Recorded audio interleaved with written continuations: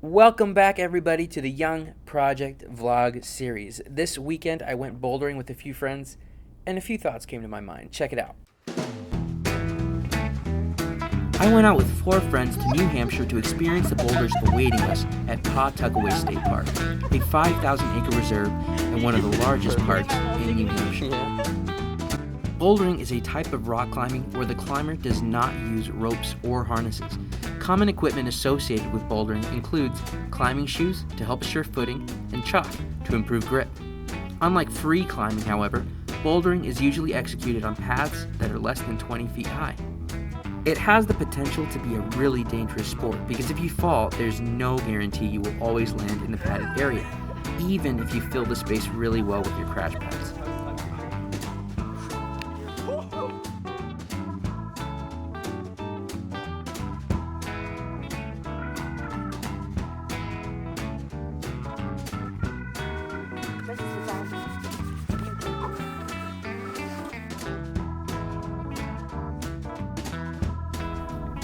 Bouldering is really fun, and I'm lucky to have some super talented friends.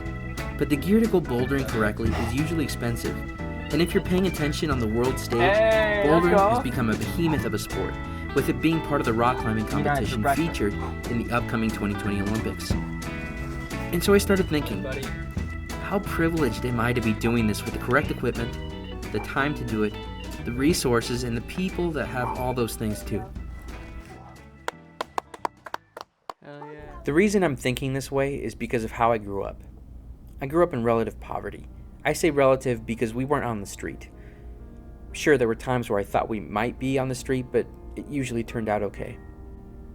Now things are a little different for me personally. I make enough money to pay my bills, and sometimes I even have enough money to save and use for certain hobbies like rock climbing or music. And I think of all the people that can't do those kind of things, that can't save money for anything, that are living paycheck to paycheck, that really are just struggling to survive. And I think of people that are worse off than that can't survive, that can't make it, and that end up being on the street. There are people around us that desperately need us. And as Christians, I really think we miss those opportunities sometimes. And I think that other groups of people do a much better job than we do sometimes. In one of the Gospels, or the books that tell the story of the life of Jesus, Jesus relates to us a few tales. Jesus was a storyteller. Found in chapter 25 of the book of Matthew, Jesus says one of the most famous quotes that Christians like to use when they're talking about helping other people.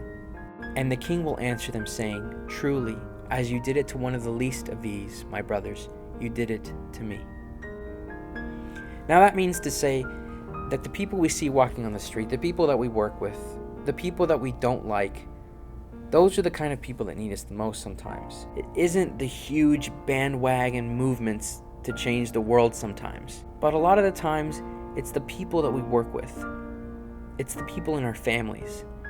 It's the people that we spend time around that need our help. Maybe they just need you to sit down and be present in their life. So wherever you are, whatever you're doing, take the time in this next week and think about who in my life that I come into contact with or that I see often is the least of these, and how can I help them? I promise that it'll make the biggest difference in your world. Thank you again so much for listening and watching the Young Project vlog.